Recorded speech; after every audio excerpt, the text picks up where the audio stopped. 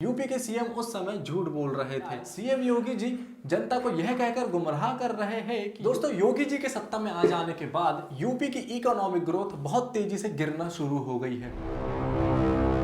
फरवरी और मार्च में हो रहे यूपी के चुनाव में अगर जनता इकोनॉमिक ग्रोथ को मद्देनजर रखते हुए बीजेपी को वोट देना चाहे तो दोस्तों बीजेपी को सबसे कम वोट मिलेंगे। और यही कारण है कि यूपी के सीएम योगी जी जनता को असली चुनावी मुद्दे से भटकाकर धर्म के नाम पर वोट मांगने की कोशिश कर रहे हैं। यहाँ पर असली मुद्दों से मेरा मतलब है एजुकेशन, हेल्थ केयर, अनएम्प्लॉयमेंट जैसे बड़े सेक्टर्स। दोस्तों इस वीडियो में हम एनालाइज करेंगे यूपी की इकोनॉमिक ग्रोथ को और ये चेक करेंगे कि यूपी की इकोनॉमिक ग्रोथ पिछले 5 सालों में योगी सरकार के राज में हुई है या फिर नहीं हुई है। दोस्तों किसी भी स्टेट की इकोनॉमिक ग्रोथ उस स्टेट की जीएसडीपी, पर कैपिटा इनकम और मैन्युफैक्चरिंग पर डिपेंड करती है। तो इस वीडियो में हम इन्हीं सारे मुद्दों को एनालाइज करेंगे और ये चेक करेंगे कि यूपी की इकोनॉमिक ग्रोथ असल में हुई है या फिर नहीं। तो चलिए वीडियो को शुरू करते हैं। दोस्तों योगी जी के सत्ता में आ जाने के बाद यूपी की इकोनॉमिक ग्रोथ बहुत तेजी से गिरना शुरू हो गई है। हाल ही में एक रिपोर्ट के मुताबिक यूपी की इकोनॉमिक ग्रोथ रेट महज 1.92% बढ़ी है, जबकि यही आंकड़ा पिछली सरकार में 6.92% का था।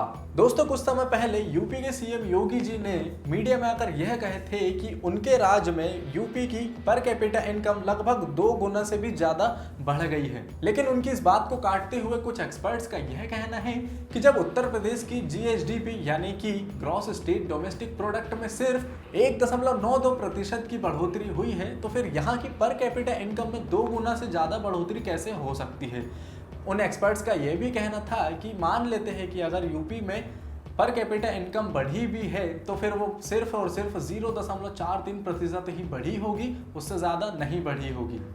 वहीं दूसरी ओर चिंता करने वाली बात यह है दोस्तों कि यूपी में मैन्युफैक्चरिंग की फील्ड में नेगेटिव 3.34% की बढ़त दर्ज की गई है। इसका मतलब यह है दोस्तों कि जो मैन्युफैक्चरिंग पिछली सरकार में 14.64% हुआ करती थी वह योगी सरकार के राज में घटकर 0 तो हुई ही, उसके बाद भी नेगेटिव में 3.34% आगे बढ़ गई।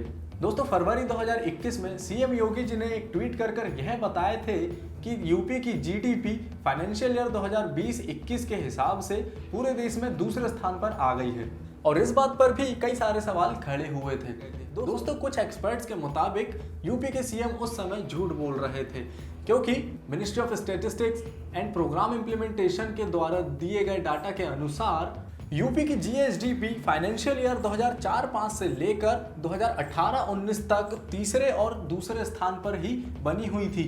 लेकिन उसके बाद फाइनेंशियल ईयर 2019-20 में कई राज्यों का जीएसडीपी डाटा मौजूद ही नहीं था और फिर फाइनेंशियल ईयर 2020-21 में जीएसडीपी ग्रोथ के डाटा को पब्लिक के सामने मौजूद ही नहीं किया गया था। तो ऐसे में बिना डाटा के यह बोलना कि यूपी की जीएसडीपी पूरे देश में सेकेंड हाईएस्ट है जनता के साथ एक बड़ा धोखा होगा। कि हिंदुस्तान टाइम्स के सितंबर 2021 में छपे आर्टिकल के अनुसार फाइनेंशियल ईयर 2020-21 में यूपी की जीडीपी 5.9% तक के घट गई थी और इस बात को एक्सेप्ट करने की बजाय सीएम योगी जी जनता को यह कहकर गुमराह कर रहे हैं कि यूपी की जीएसडीपी पूरे देश में दूसरे स्थान पर आ गई है।